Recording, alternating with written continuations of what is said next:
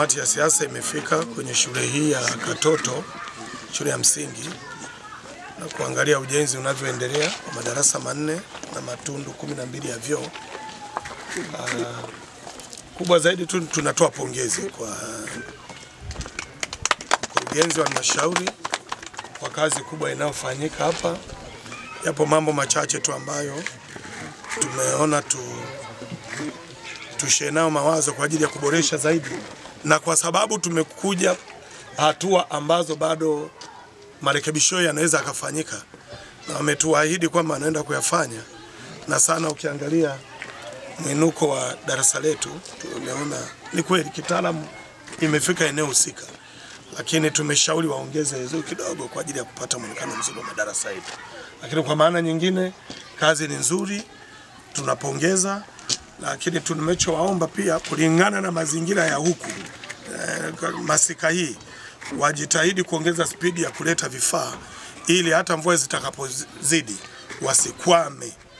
wasikwame kuendelea na ujenzi. Kwa katika kipindi hiki tumekubaliana nao wataalamu wetu waongeze spidi ya kuleta vifaa ili hata mvua ikizidi, lakini pia tumeona changamoto ya barabara.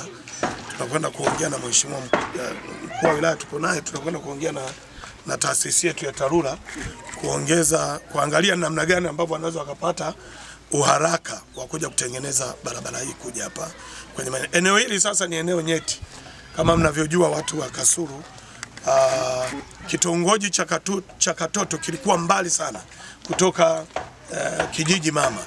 Sasa kitongoji kile kimehamishiwa kijijini, na eneo hili ndio ambapo wenzetu wamehamishiwa.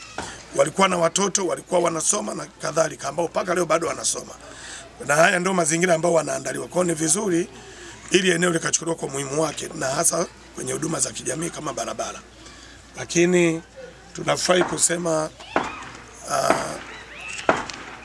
kwenye huduma za afya, kituo cha afya sasa kinajengwa hapa. Kwa hiyo nadhani hawatakuwa mbali sana na huduma za afya. Lakini yote na yote tunaendelea na ziara huko mbele, pia tunakwenda kuona miradi. Sasa shule ambayo awali ilikuwa ni shule shikizi, leo tunapata taarifa kwamba sasa ni shule kamili.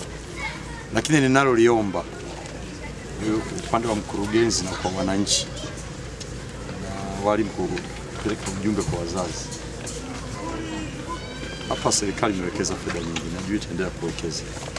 Lakini mimi kitu ambacho sikupendezwa ni njia ya kuja kuona hii shule.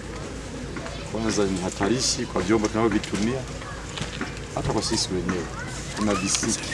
Sasa wakati bado serikali na mchakato wao kujikusanya na kuweza kutengeneza hii barabara ya kuja huku, ni vizuri sasa tuhamasishe wananchi wetu angalau kuondoa yale masiki yako barabarani.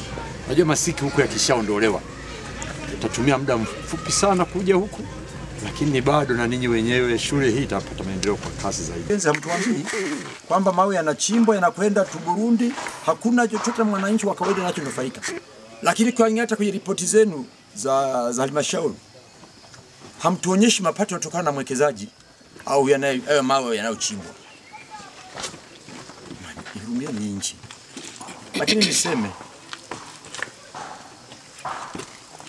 chaguzi tumemaliza jamani.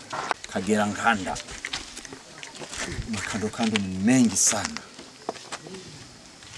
Mimi nataka niwaambie, mimi nachaguliwa 2027 na uhakika nitarudi. Huu mwaka mmoja mjipange kwa kata Kagera Nkanda. Tuna mambo mengi sana ya kuuliza, na mtuandalie majibu mazuri. Ugezi umesikia mzee?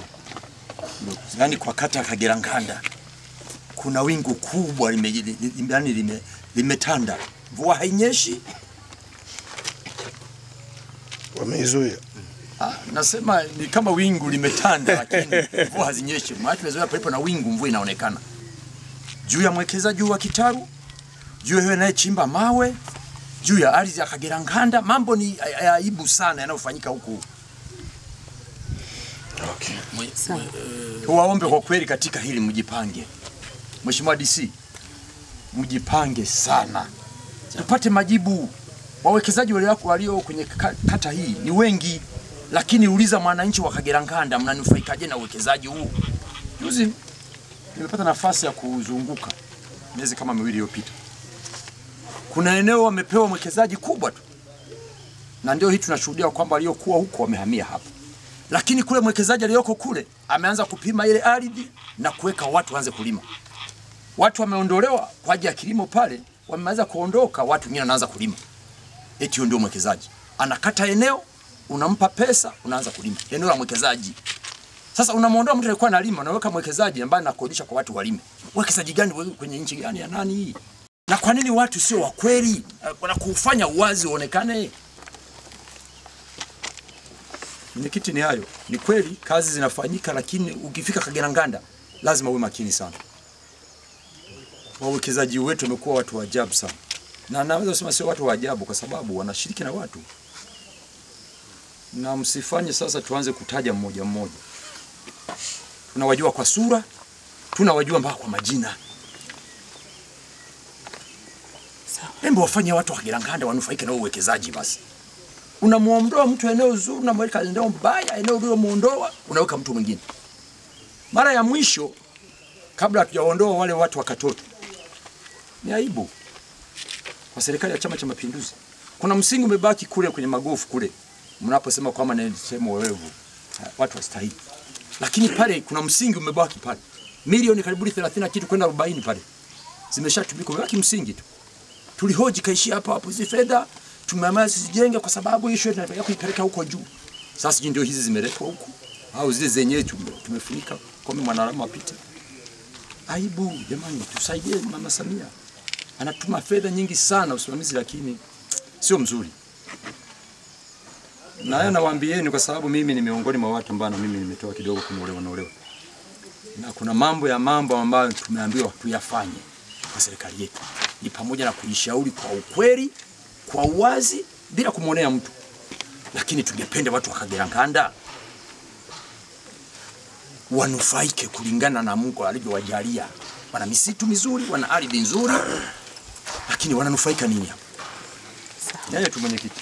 Okay. Na imani wenzangu wamesikia vyema.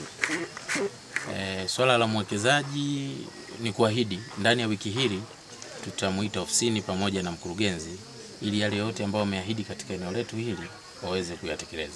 Hususan hili swala la kuanzia hapa kwenye taasisi yetu hii. Lakini sambamba na hilo niombe niwakumbushe wenzangu na kuwasisitiza ofisi ya mkurugenzi. Tumeelezwa kwamba tunasubiri mchanga, lakini kimsingi mchanga na upauaji ni vitu viwili tofauti. Sawa? Na kwa tafsiri ya engineer kwamba mmeshafikia katika eneo ambalo sasa mnaruhusu kwa ajili ya zoezi la upauaji kabla ya usafi. Nafikiri ni vema tukafanya jitihada ili tuweze kupaua, kwa sababu kama mabati hapo na facilities nyingine zipo, hebu tufanye jitihada tuweze kupaua, tuendane na time frame ambayo tumeikadiria. Nafikiri mwenyekiti ni hilo, lakini maelekezo na ushauri tumechukua, tutafanyia kazi. Ndio. Asante.